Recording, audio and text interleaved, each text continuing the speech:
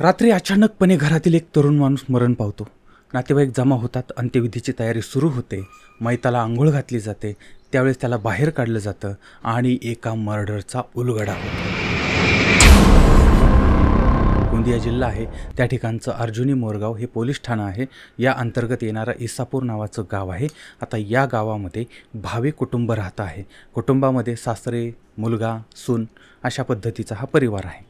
आता यामध्ये सासरे आहेत कुंडलिक भावे, त्यांचा एक 42 वर्षाचा मुलगा आहे, त्यांचं नाव आहे मेघश्याम भावे, आणि मेघश्याम यांच्या पत्नी आहेत, त्यांचं नाव आहे वैशाली मेघश्याम भावे. यांचं वय साधारण 38च्या आसपासचं आहे.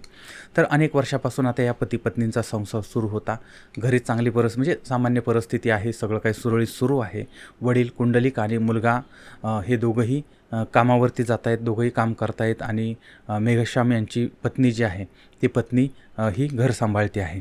तारीख आहे 11 जून 2024. तर या दिवशी नेहमीप्रमाणे मेघश्याम आणि त्यांचे वडील जे आहेत ते आपल्या कामाला गेलेले होते. त्यानंतर संध्याकाळी ते घरी आले आणि त्यानंतर त्या पत्नीनं वैशाली यांनी स्वयंपाक केला. त्यानंतर घरातील मंडळींनी जेवण केलं. आता याच्यामध्ये त्यांचा 10 वर्षाचा मुलगा आणि एक नातेवाईक तरुणी त्या ठिकाणी आलेली होती. तर या सगळ्या मंडळींनी जेवण केलेलं होतं आणि त्यानंतर सगळे झोपायला गेले. आणि हे जे पती पत्नी आहेत ते सुद्धा त्यांच्या खोलीमध्ये झोपायला गेलेले होते. तारीख आहे 12 जून 2024. आता भल्या पहाटे पत्नी जी आहे ती उठली आणि तिनं कामाला सुरुवात केली. पती जे आहेत ते झोपलेले होते आणि त्यांना मग त्या पत्नीनं काही उठवलं नाही. त्याच्यानंतर काही वेळानं सासरे जे आहेत ते उठले आणि ते सुद्धा त्यांच्या कामाला जायला लागले. त्यावेळेस त्यांनी आपल्या मुलाबद्दल सुनबाईकडे विचारपूस केली. त्यावेळेस सुनबाईनं सांगितलं की बाबा ते झोपलेले आहेत. आता काही वेळ झाला तरी मुलगा काही उठला नाही. त्यानंतर मात्र मग वडील जे आहेत ते आपल्या मुलाच्या जवळ आले आणि त्यांनी मुलाला उठवायला सुरुवात केली किंवा त्याला आवाज दिला, पण मुलानं काही आवाज दिला नाही. त्यानंतर काही वेळानं पुन्हा वडील जवळ आले आणि त्यांनी आपल्या मुलाला उठवायचा प्रयत्न केला, पायाला स्पर्श करून हलवण्याचा प्रयत्न केला, तरीही मुलगा काही हलला नाही. आणि यानंतर मात्र वडील काळजीमध्ये पडले. वडिलांनी जवळ जाऊन बघितलं, अंग तपासलं, तर त्यावेळेस त्यांच्या मुलाचं अंग जे आहे ते थंड पडलेलं होतं आणि मेघश्याम यांची हालचाल जी आहे ती पूर्णपणे थांबलेली होती. श्वास घेत नव्हते. वडील घाबरले.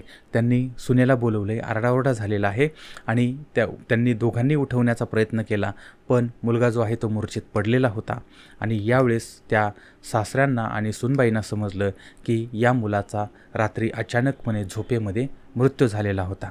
आता शेजारी पाजारी जे आहेत त्यांनाही ही बातमी समजली. त्यानंतर गावामध्ये बातमी समजली, सगळीकडे बातमी समजली, हळहळ व्यक्त व्हायला लागलेली होती आणि सगळीकडे शोककळासुद्धा पसरलेली होती. आता यांचे जे नातेवाईक आहेत ते नातेवाईक, पाहुणे रावळे, गावातली मंडळी या ठिकाणी जमा व्हायला लागलेली आहे. 12 जून 2024ला दुपारी साधारणपणे 1च्या सुमारास अंत्यविधी करायचं ठरवलं किंवा त्याची तयारी सुरू झाली होती घराच्या समोरच. आता ही सगळी तयारी चाललेली होती. तिरडी वगैरे आणलेली होती, ते बांधकाम चाललेलं होतं आणि मैताचे विधिवत कार्यक्रम जे आहेत ते आता सुरू झालेले होते. त्यानंतर मग मेघश्याम यांचा मृतदेह जो आहे तो, त्यांचं शरीर जे आहे ते आंघोळीसाठी बाहेर काढण्यात आलं आणि त्यांचे कपडे वगैरे काढले आणि आता आंघोळ घालणार. यावेळेस वडिलांना आणि नातेवाईकांना काही संशयास्पद बाबी दिसून यायला लागल्या होत्या. आता याच्यामध्ये उपस्थित लोकांच्या लक्षात आलं की मेघश्याम यांच्या गळ्यावरती आणि मानेवरती व्रण दिसून येत आहेत आणि त्यांच्या गळ्यावरती काळ्या रंगाचं व्रण होतं. आता हे पाहिल्यानंतर सगळ्यांचे धाबे दणाणलेले होते.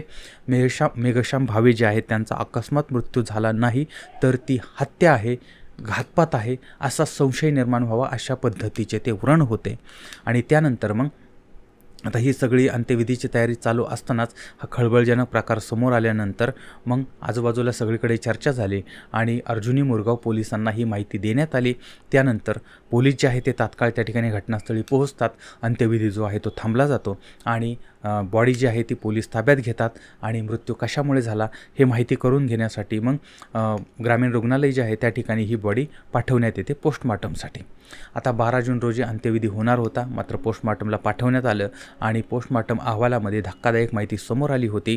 मेघश्याम भावे यांचा मृत्यू हा अकस्मात झाला नसून त्यांची ही हत्या केल्याचं समोर आलेलं होतं.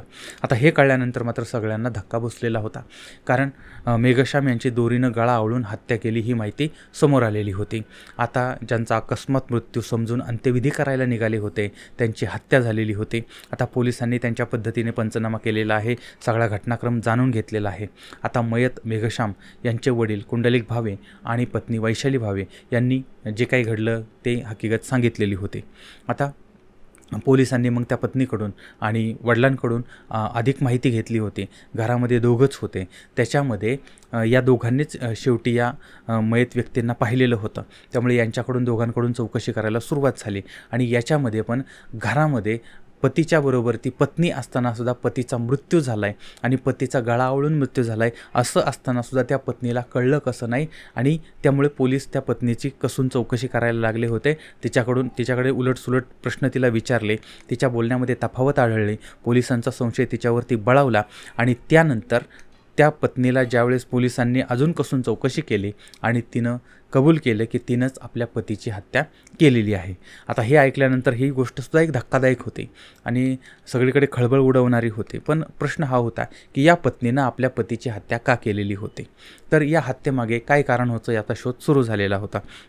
आता पोलिसांनी पतीच्या हत्येप्रकरणी गुन्हा दाखल केलेला होता आणि त्यामध्ये पत्नीच्या विरोधामध्ये 302 कलमान्वये हा गुन्हा दाखल झाला होता. आता या प्रकरणी पत्नीलासुद्धा अटक झाली. आता त्यानंतर जी बाब समोर आली तर त्याच्यामध्ये वैशाली आणि मेघश्याम यांच्या विवाहाला अनेक वर्ष झालेली होती. सासरे, पती, वैशाली आणि अशा पद्धतीने यांचा हा सगळा परिवार होता, आनंदी परिवार होता. आता याच दरम्यान 2 वर्षापूर्वी वैशालीची ओळख ही इंस्टाग्रामवरती किंवा सोशल मीडियावरती नांदेड या ठिकाणी राहणारा बिलोली येथील 22 वर्षाचा तरुण तेजराव भुजंग गादगे याच्याबरोबर झालेली होती. आता अगोदर यांची ओळख झाली, नंतर त्यांच्यामध्ये मैत्री वाढली. मैत्रीचं रूपांतर हळूहळू प्रेमामध्ये झालं. आता वैशाली विवाहित असूनसुद्धा ती तेजराव याच्या प्रेमामध्ये पडली. यांच्यामधले अनैतिक संबंध सुरू झाले आणि तो गाडी चालवण्याचं काम करत होता अशी माहिती समोर येते. आता अधूनमधून मग तो तेजराव जो आहे तो वैशालीला भेटायला तिच्या गावी यायचा आणि दोघंही अगदी घरात कोणी नसताना एकमेकांना भेटायचे. अशा पद्धतीनं हे सगळं चाललेलं होतं. त्यानंतर मात्र दोघांनाही आता एकमेकांशिवाय करमत नव्हतं, राहवत नव्हतं. आता वैशालीला आता तेजरावबरोबर ती संसार थाटायचा होता, संसार करायचा होता. पण पती जोपर्यंत आहे तोपर्यंत हे शक्य नव्हतं आणि त्यामुळे आता दोघांना एकतर दूर राहणं शक्य नव्हतं आणि पती त्यांना अडथळा वाटायला लागलेला होता. त्यामुळे आता यांनी अत्यंत थंड डोक्याने विचार करून पतीच्या हत्येचा कट रचायला सुरुवात केली आणि पतीला असं मारायचं की जेणेकरून त्याचा मृत्यू तर झाला पाहिजे पण तो नैसर्गिक वाटला पाहिजे आणि त्यानंतर मग आपण एकत्र येऊ शकतो आणि आपल्याला कोणीही पकडू शकत नाही. अशा पद्धतीने यांनी तो प्लॅन केलेला होता. आता 11 जूनच्या रात्री वैशाली, तिचा पती मेघश्याम ही मंडळी झोपली होती. त्या अगोदरच प्रियकर जो आहे तेजराव हा नांदेडवरून इसापूरला आलेला होता आणि रात्री वैशाली, पती, सासरे सगळे झोपल्यानंतर आता वैशाली ऑलरेडी जागीच होती पण तिनं गुपचूपपणे मागचा दरवाजा जो आहे तो उघडा ठेवलेला होता आणि त्याच दरवाजाने रात्रीच्या काळोखाच्या अंधारामध्ये प्रियकर तेजराव यानं प्रवेश केला. आता पत्नी ती जागीच होती.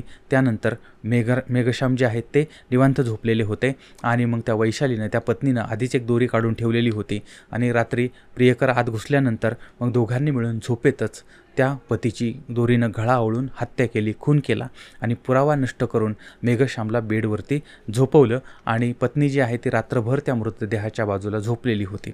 आता रात्रीच्या अंधारामध्ये प्रियकर जो आहे तो त्या ठिकाणावरून पळून गेला किंवा त्या प्रेयसीनं त्याला मदत केलेली होती आणि तिथून तो पसार झाला. नांदेड या ठिकाणी आपल्या गावी बिलोलीला निघून गेला होता आणि आपण जे केलं ते कोणालाही कळणार नाही कारण तितकं बेमालूम केलेलं आहे आणि आपण सापडू शकत नाही आणि आता इथून पुढे आपल्याला अडथळा उरणार नाही असं त्यांना वाटत होतं. त्या प्रियकर प्रेयसीनं जो डाव आखलेला होता तो व्यवस्थितपणे शिजला होता. मात्र आंघोळ घालताना काही चाणाक्ष लोकांच्या ही गोष्ट लक्षात आली आणि त्यानंतर हे सगळं प्रकरण समोर आलेलं होतं आणि पुढच्या काही तासातच मग पोलिसांनी प्रेयसीला आणि प्रियकरालाही ताब्यात घेतलेलं होतं. आता या सगळ्याचा अजून तपास चालला आहे. आता याच्यामध्ये अजूनही काही नवीन माहिती, वेगळी माहितीसुद्धा समोर येऊ शकते. आता या प्रकरणामध्ये त्या पत्नीनं स्वतःच्या हाताने स्वतःचं कुंकू पुसलेलं होतं आणि एक 22 वर्षाचा तरुण एका विवाहितेच्या नादानं खुनी बनलेला होता. या ठिकाणी 2 परिवार उद्ध्वस्त झालेले होते. आता या सगळ्या प्रकरणातनं धडा काय मिळतो? एखादा तरुण मुलगा हा एखाद्या वेगळ्या व्यक्तीच्या नादाला लागतो आणि स्वतःचं आयुष्य उद्ध्वस्त करून घेतो, बर्बाद करून घेतो. चुकीच्या गोष्टी घडू नयेत आणि अशा पद्धतीने कुठल्याही निष्पाप व्यक्तीचा जीव जाऊ नये याचा विचार प्रत्येकानं केला पाहिजे आणि आपण आपल्या DSDमधून प्रत्येक वेळी सांगत असतो की बेकायदेशीर कृत्य करणं, हिंसाचार करणं, चुकीचं पाऊल टाकणं, अनैतिक गोष्टी करणं या गोष्टींचा शेवट अत्यंत भयंकर होतो.